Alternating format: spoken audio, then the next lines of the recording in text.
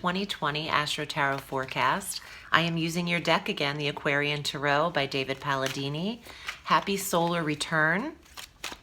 Happy everything. Happy new moon as well. This is a really powerful month for Aquarians. And please watch your rising sign as it's more accurate to your astrological forecast. And watch your moon sign so you can get a full dose of the cosmos for the month. Let's get into it. Thank you for your patience. On the 3rd of January, Mars has entered Sagittarius and will remain there through the 15th of February. So you have 6 to 7 weeks with this planet of energy in the 11th house sector of friendship, connection, social activity, and the internet. Some of you are spending a lot of time online with Mars in the 11th house. And being social, extroverted, or connecting, wanting to join groups or clubs, organizations that interest you. There's action or activity here in the 11th. On the 10th, we have our full moon lunar eclipse at 20 degrees of Cancer, affording you a full closure in the 4th house of home, environment, and motherhood. There is a release of energy and something strongly illuminated in your personal home environment when there's a full moon eclipse afforded here. I wouldn't react right away. This is a non-reactive. It's an internal processing that should be done. And overreactions can happen in eclipse period. It's a very emotional time. The sun and the moon are aligned. It's basically a portal into the cosmos. So watch driving on those days and physical reactions to people. I would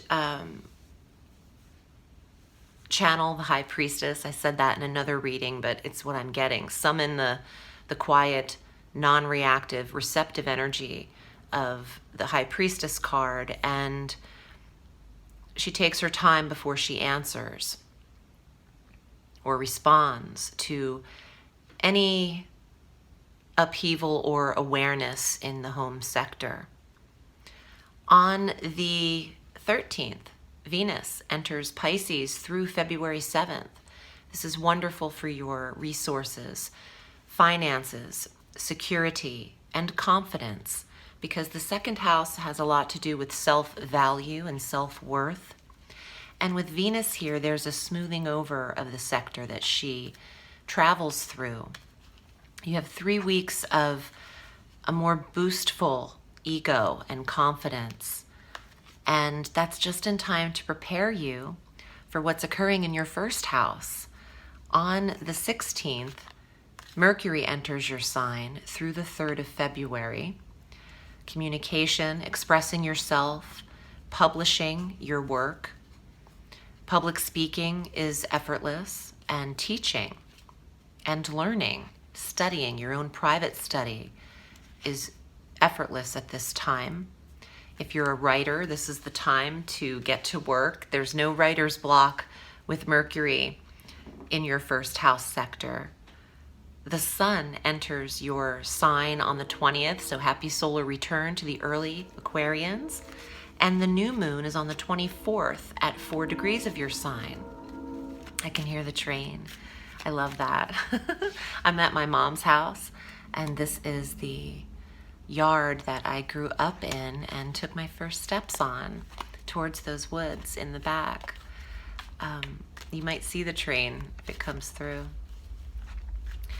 So this is a good time for fresh starts for Aquarians, and your New Year's Day is more like the 24th than it is the 1st of January. It's a beautiful day for setting intentions and maybe writing them out. Preparing yourself for the full 12-year cycle, a 12-month cycle ahead. 12-year cycle is about Jupiter's transit. Jupiter is still in Capricorn, conjunct Saturn and Pluto. He's doing his best to smooth over any harsh energy that you've received in the quiet 12th house. But I never really mind a 12th house transit or aspect. It tends to work on you internally.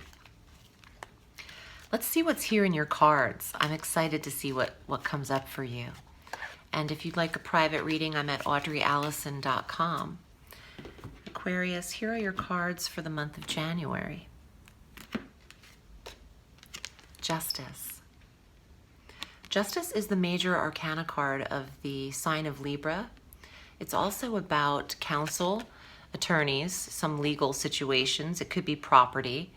It could also be contracts, negotiations, signing documents.